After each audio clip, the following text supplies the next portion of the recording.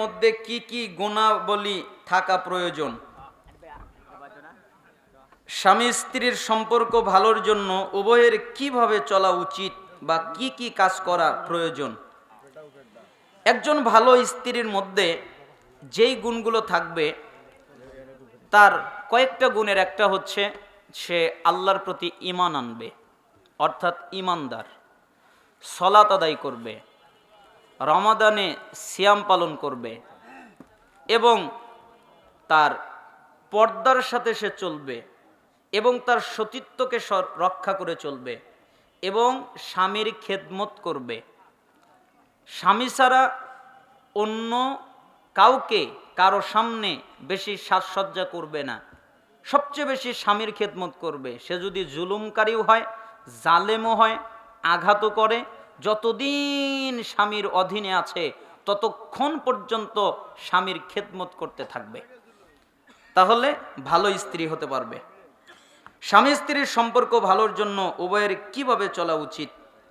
উভয়ের ভিতরে দিনদার হওয়া উচিত, কারণ দুজনই যদি দিনদার হয় তাহলে দুজনের মধ্যে ভালো সম্পর্ক তৈরি করে দেন কে? আল্লাহ। এই জন্য দুজনের দিনদারি হতে হবে এবং পাশাপাশি তাদের দুজনকেই কথাবার্তা একটু ছেড়ে দিতে হবে, মানে বোবা হয়ে থাকতে হবে। জনৈক বক্তা বলেছে মসজিদের নাম আহলে হাদিস রাখা যাবে না, এ ব্যাপারে আপনার মতামত কি? উনি ভুল বলেছেন। কেন? ওনার মসজিদ অনেকগুলো হানাফি মসজিদ আছে না নাই? কোন মসজিদের সাথে টাঙ্গানো আছে এই মসজিদে আহলে হাদিসদের ঢোকা নিষেধ। যারা জোরে আমিন বলে, যারা রফুল দান করে, যারা পায়ে পা কাঁধে কাঁধ মিলায়, তাদের এই বৈঠকে এই মজলিসে ঢোকা নিষেধ, ঢুকতে পারবে না। আহলে হাদিস নাম আমরা যদি না দিতাম তাহলে আমাদের মসজিদগুলো শকুনের মতো খেয়ে দিত, তাই না? এই জন্য আমরা বাধ্য হয়ে আহলে হাদিস মসজিদের নাম রেখেছি, যেন বিদাতিরা আমাদের মসজিদ দখল করতে না পারে। আমরা ভেদাভেদ করার জন্য দেইনি। মাহফিল শেষে সবাই মিলে হাত তুলে মোনাজাত করা যাবে কি? কেন করবেন? সম্মিলিত দোয়া করার অনেকগুলো জায়গা আছে, তার হাদিস আছে, কিন্তু মজলিস শেষের, বৈঠক শেষের দোয়া আছে না নাই? সুবহানাকাল্লাহুম্মা বিহামদিক আছে না? তা আপনি যখনই মোনাজাত ঢুকাবেন তখন আপনি রাসূলের ওই দোয়াটাকে অপমান করলেন, এজন্য ওটা বিদআত হলো। এজন্য সম্মিলিত মোনাজাত ইসলামে নেই, শরিয়াতে নেই।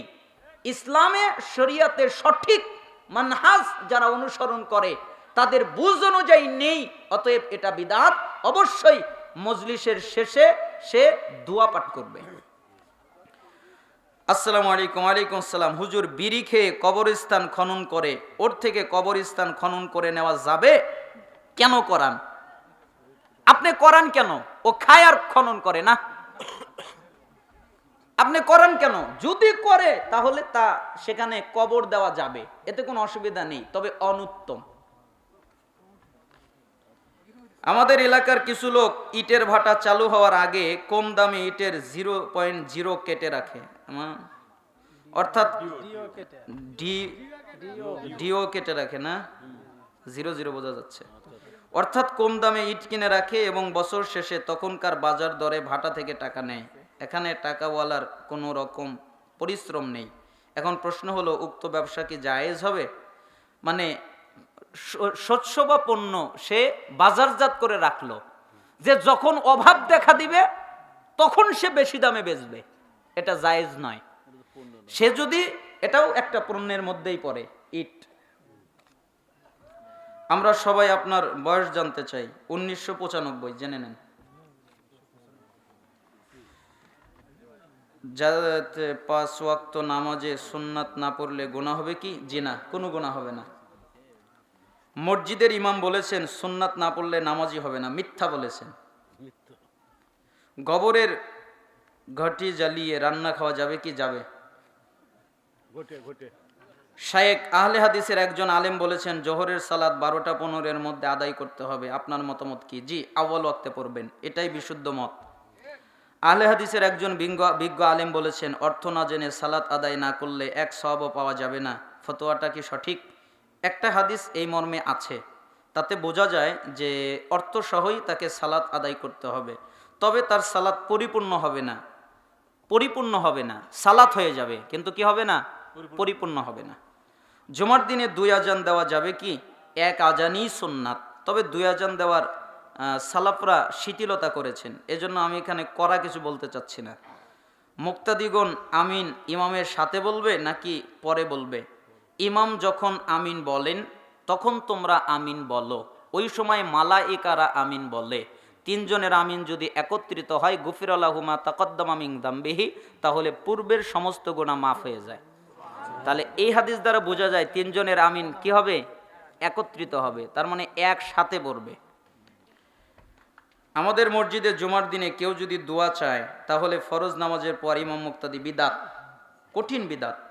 পানি খাওয়ার নিয়ম বলে দিবেন এবং দলিল নম্বর বলে দিবেন। আব্দুর রাজ্জাক ইউসুফ অনেক বলেছেন, তাও আপনারা শিখতে পারেননি। আপনি হানাফি থেকে কিভাবে আহলে হাদিস হলেন? 1 ওয়াজ লাগবে, থাক। আল্লাহ সুবহানাহু ওয়া তাআলা আপনাদেরকে কবুল করুন, আর ভুল ভ্রান্তি হলে কষ্ট পেলে ক্ষমা সুন্দর দৃষ্টিতে দেখবেন। ওয়াখিরু দাওয়ানা আলহামদুলিল্লাহি রাব্বিল আলামিন, সুবহানাকাল্লাহুম্মা বিহামদিক, আশহাদু আল্লা ইলাহা ইল্লা আনতা আস্তাগফিরুকা ওয়া আতুবু ইলাইক।